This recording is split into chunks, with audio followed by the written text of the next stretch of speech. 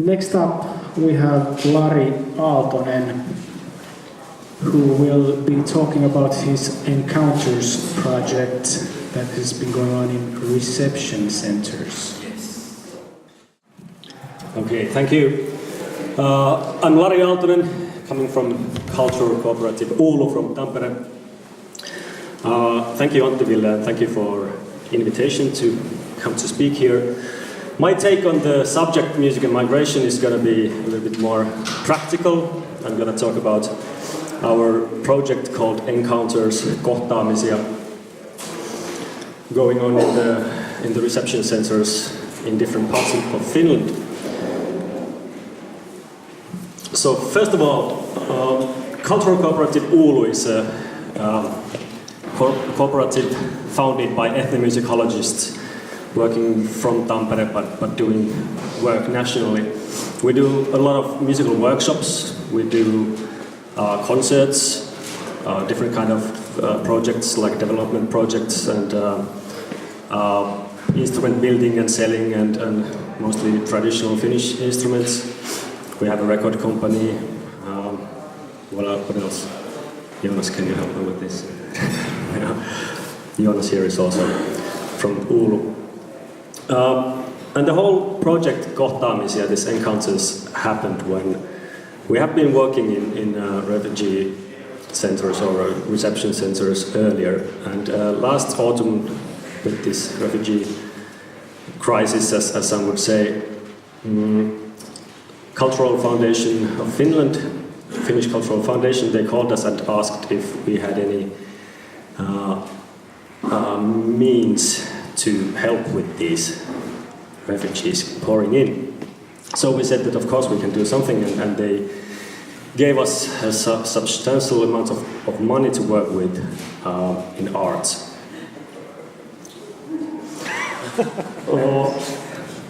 So it's funded by a private organization, a private foundation, Finnish Cultural Foundation. Uulu works in kind of applied ethnomusicology, which means that although we do some academic work, we do some academic research also, but mainly we are taking like ethnomusicological ideas outside of the academia. So it means that we have this kind of ideas on what music is and that music belongs to everybody, that everyone's musical in their own way, and we are trying to kind of take this to schools, to elderly people's homes and nursery, kindergartens and everywhere. So we started Encounters project exactly 1 year ago. We had our launch party in Tampere Etnosoi Tampere festival a year ago.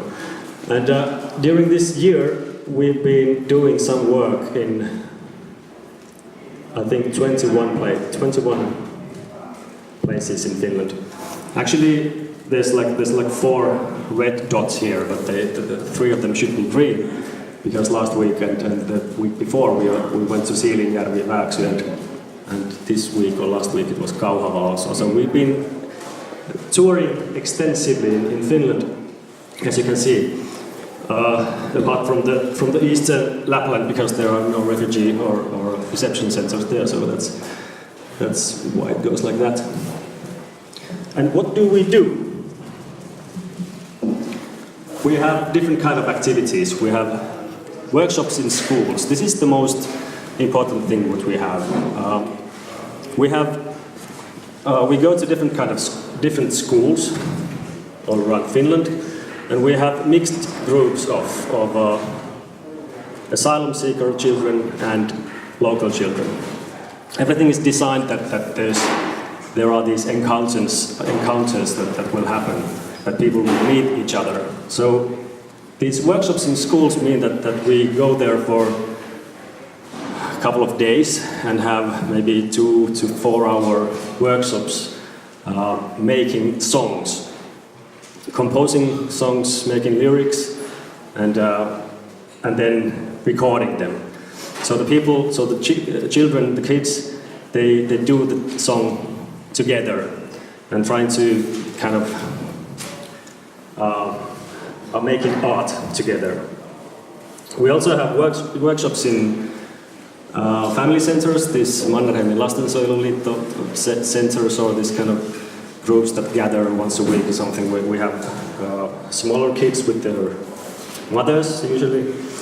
We have interactive concerts in libraries and different places. So we have, usually there's 2 of us going there, and they have this kind of a interactive concert, meaning that they have composed songs of certain kind, and then they are taking the audience with them to perform it at some point at least. Then we organize other kind of concerts like this Etnosoi Tampere last year. I will show a short video in a while. And different kind of happenings now. There's going to be Lasten Etnosoi Tampere, which is happening day after tomorrow. So if you happen to be in Tampere, you can also join our concert there.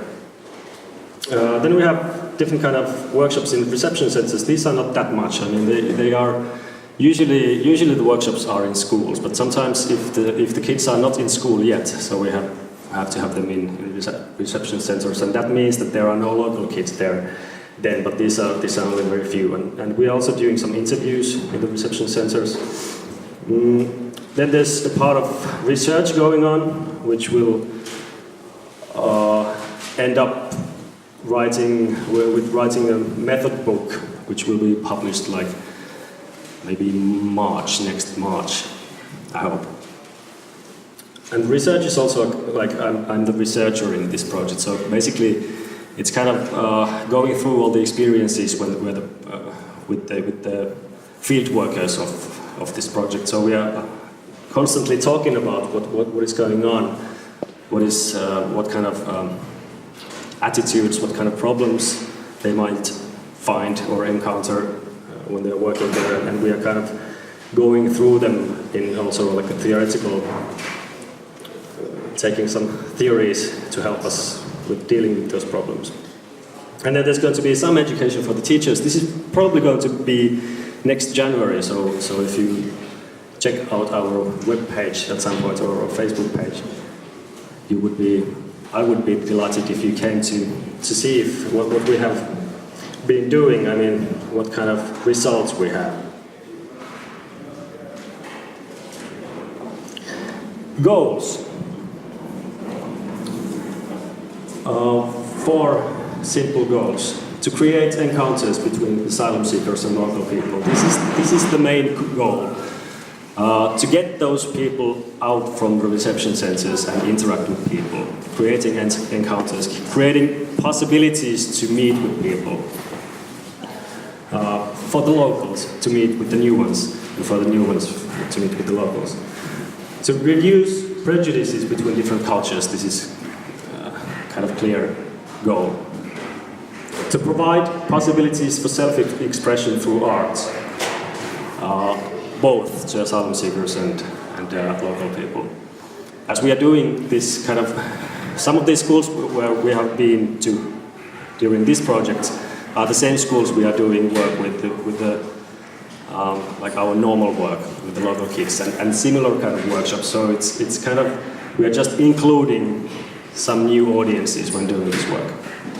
Then to advance social integration of asylum seekers and give them knowledge of free cultural and social activities of their current residents, meaning that we have these concerts and happenings going on in like libraries, so we take them to libraries, we also show them how to get library cards, how to, what kind of cultural offerings these places have. Some of those places don't have that much because some of the reception centers are really deep in the forest, so we have to rent a bus and go to the nearest city.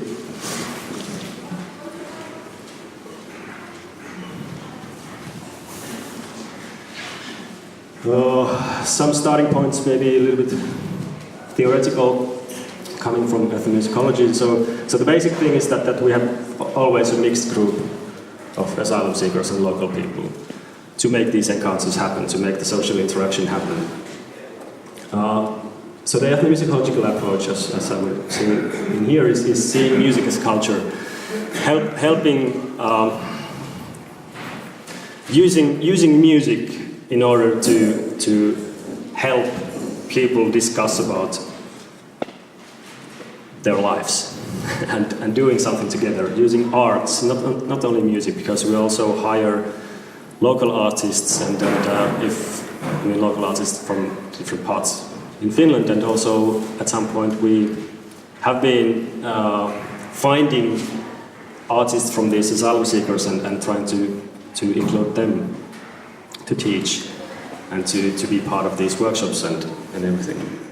So the other one is acknowledging that people have many cultural identities. So we don't really, I'm not really going very far on this issue today, but this is one big thing that people really have many cultural identities and they are fluid and they are always changing, constantly changing. Also because, when people meet each other, they kind of stress another identity, professional identity, artist identity, ethnic identity or whatever.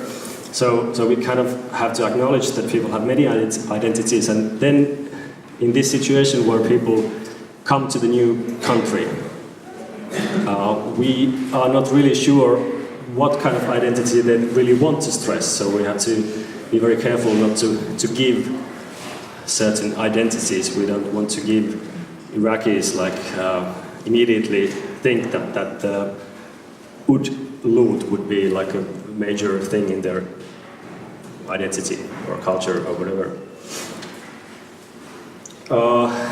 So we've been searching for common grounds. This is a very good way to start.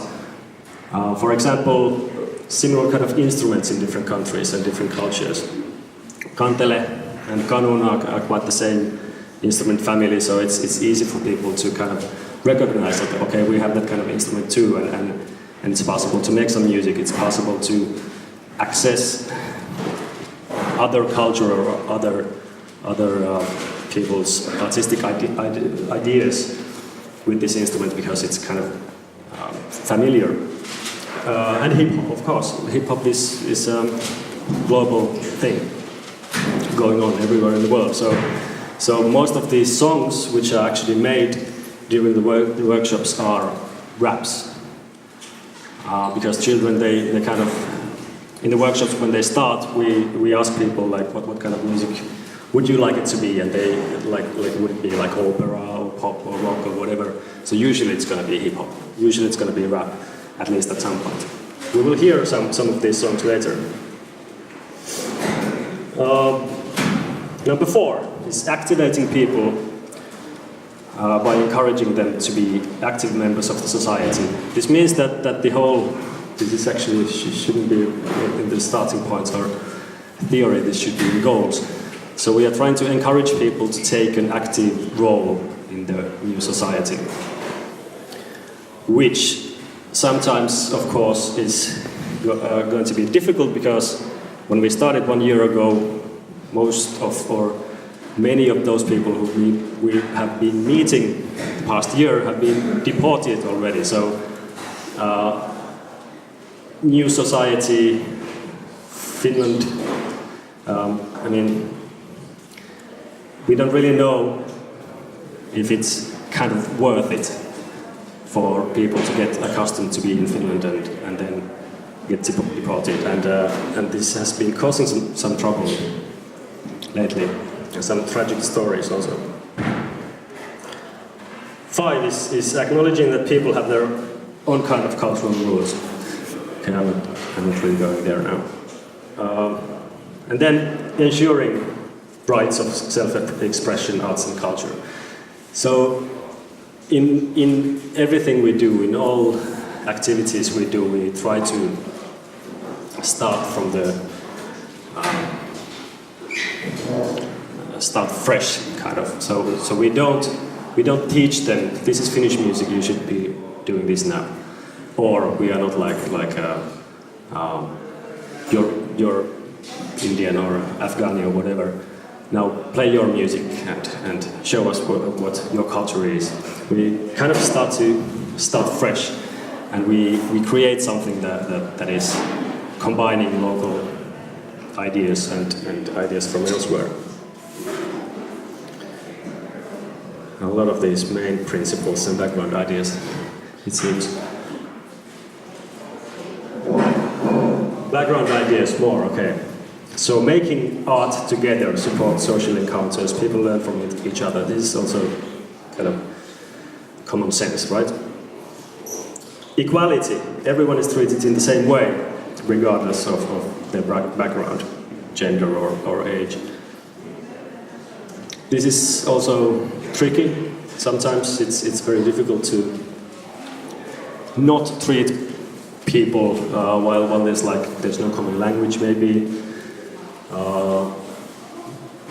There are some differences in rights of people in different countries, so there's been some clashes with how to behave, basically. But equality is the main principle anyway, so we have to try at least. Supporting different identities, but not taking them for granted. This is something that I was talking about 2 minutes ago. That we are trying to start fresh, basically. Supporting one's own culture was also helping in dealing with the new one. Meaning that we are not trying to change anyone. Which is also difficult when talking about with this official political term of integration or social integration, that people should get integrated in Finnish culture somehow, but still they should have their own identities. This is something which in the new Musiikisuunta, I think I write something about this also, that it's difficult to not direct people to a certain direction, but to really to give way for their own approaches, artistic approaches and identities, but still somehow keep in mind that we are in Finland and there are certain rules in Finland and certain types of behavior which is kind of mandatory to keep in mind. Then another principle is getting people from passive recipient to active agent, meaning that people should come out as quickly as possible from the reception centers, and if they are allowed to stay in Finland, they should start their own lives as soon as possible. Not kind of expecting to be treated here somehow, but making themselves active. And musical agencies is in this project is at the pinpoint.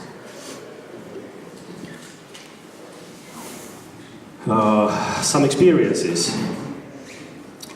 It's clear that this working together helps in social integration. Doing songs together, discussing about what the lyrics would be like, what are we going to sing about, what are the, like in the lyrics, most of the lyrics are like, the kids start to think about like what kind of food we like, and the food is always almost the same, similar kind of, they like similar kind of music, they do like to play same sports, so we're kind of searching for this kind of common grounds, and then they have to interact with each other all the time. So it basically definitely helps people to meet each other, encounters. Concerts, which we have in different places, they gather people from different backgrounds. Meaning that if we have a concert at the library, there's going to be the regular library users, and then there's going to be these asylum seekers, and then there's going to be the families, and then there's going to be some interested people or people who are have been reading the newspaper and coming to listen to that too. So and also because usually there's some time to have some coffee or whatever, so there's some discussion always happens. But it's more difficult than in the workshop situation where people really have to work with each other in different ways. It has been seen that the amount of people visiting these family centers, the family center is not the real word. It's kind of perhekerho, I don't know what that is actually in English. Kind of club, family club meetings or whatever. At least in the beginning of the project, when we kind of told or announced that there's going to be different kind of workshops and asylum seekers are going to be visiting these clubs, or after, what do you call it? What clubs? People poured in. The amount of people maybe like tripled in certain places, in at least 3 places. I actually do not know what is the situation right now, but people were curious and people really came to see who are these new people. And some interactions, some encounters happened there, of course, too. Uulu's model, or this model that we go around, that we have been going around Finland in 21 different places, doing all these things is very cost effective. But the problem is that we don't really know what is going on right now in those places where we were like a year ago. And we, of course, we made some connections and we had some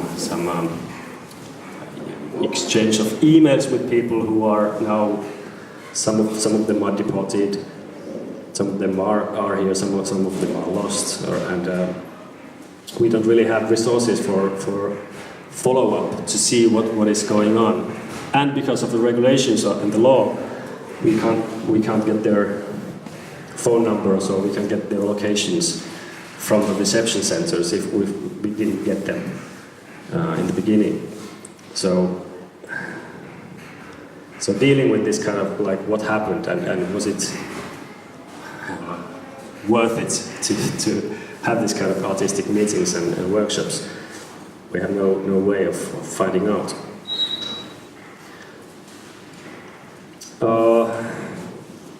Various experiences in the project.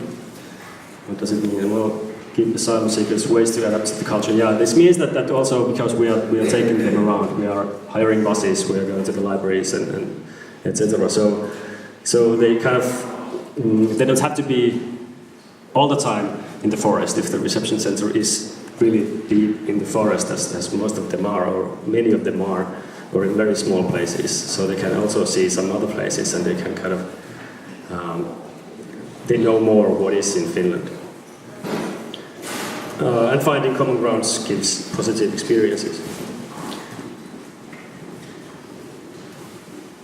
Lots of text here, too.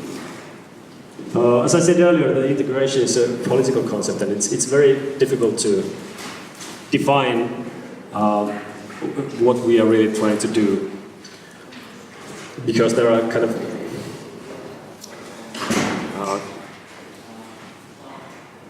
immigration and refugee situation is kind of different.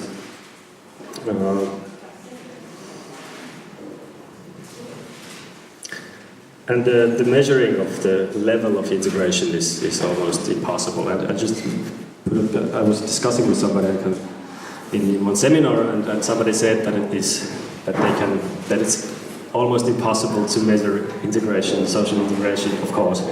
Like how well do you manage in Finland?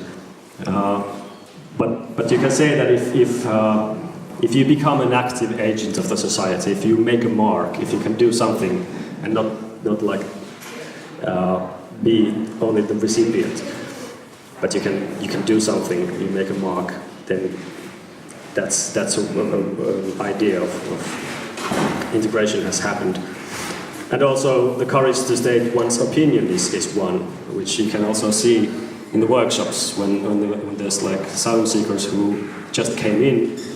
It's much more difficult for them to join the discussion in the workshops Later on, it's of course easier to state one's opinion because they feel safer and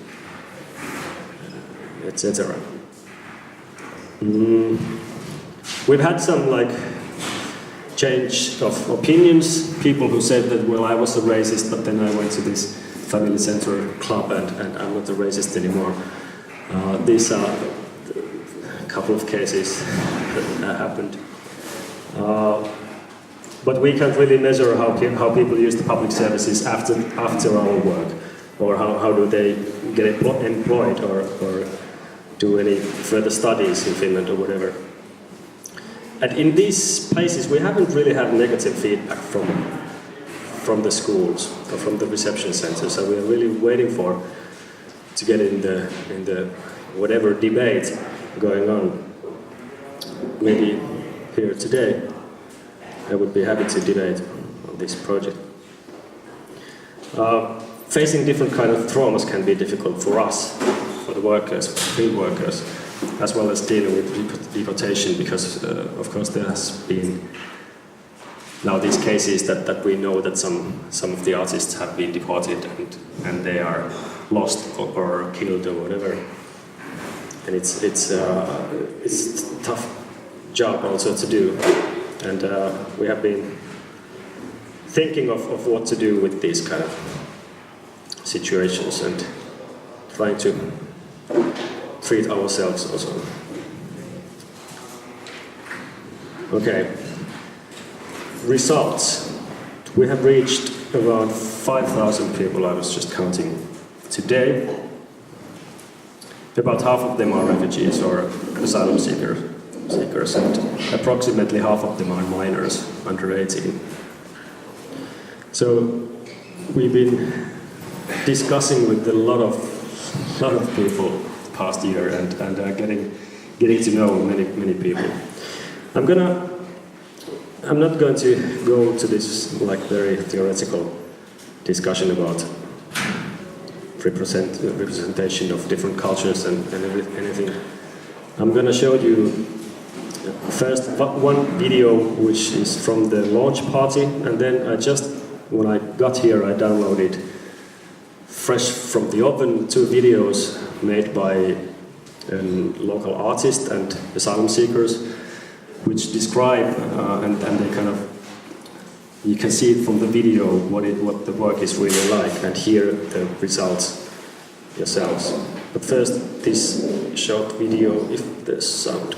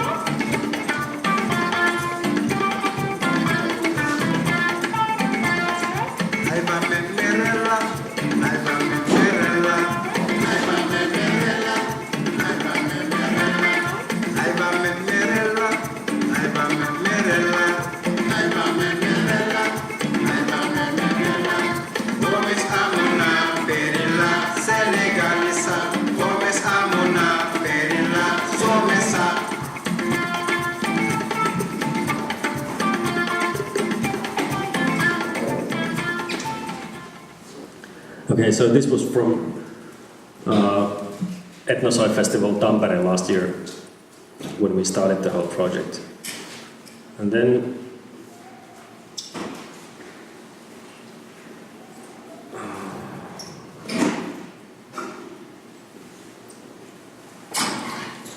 these fresh videos. This is from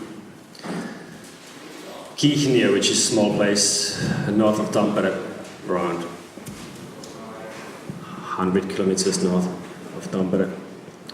And this is a workshop made with an artist from Tampere, or originally from Bangladesh, I think, Khalid Imran, who was doing workshops with asylum seeker men mainly. And they came to shoot these different kind of workshops we had. I have to admit that I haven't been watching through the whole video. This is only 4 minutes, but because it just came, I don't know what's going to be in it. So let's hope that there's nothing we don't want to see.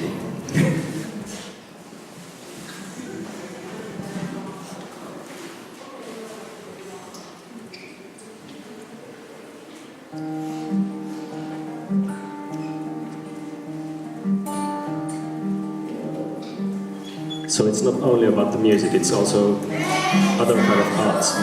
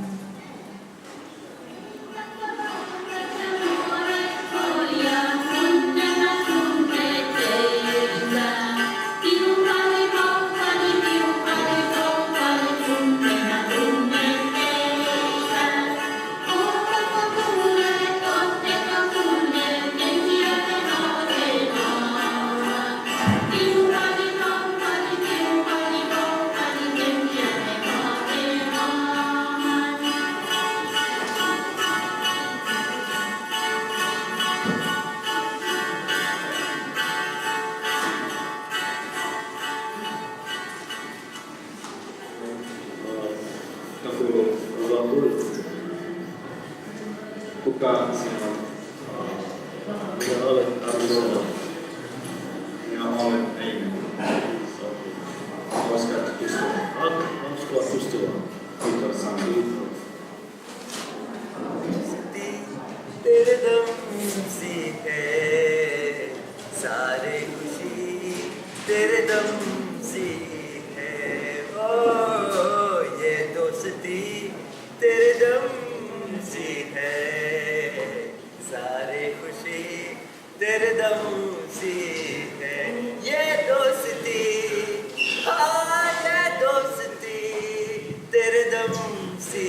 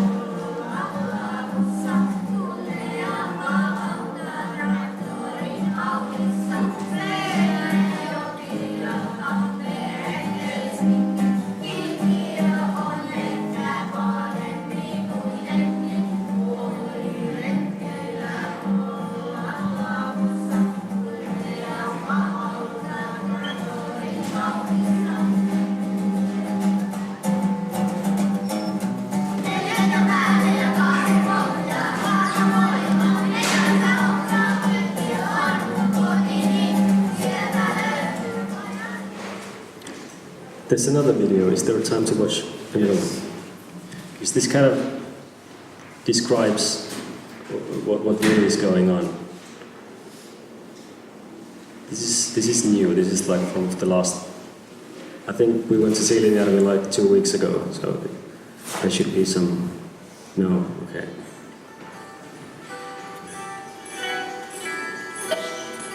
Yeah, it's autumn.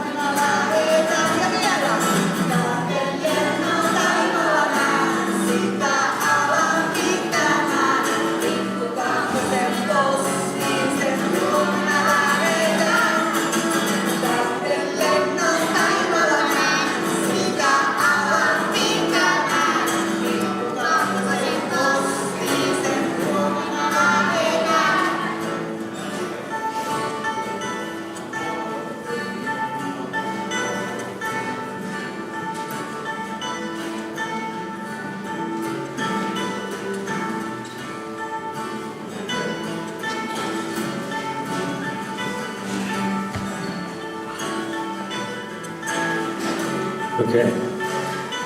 So maybe the questions will be in the discussion part, or?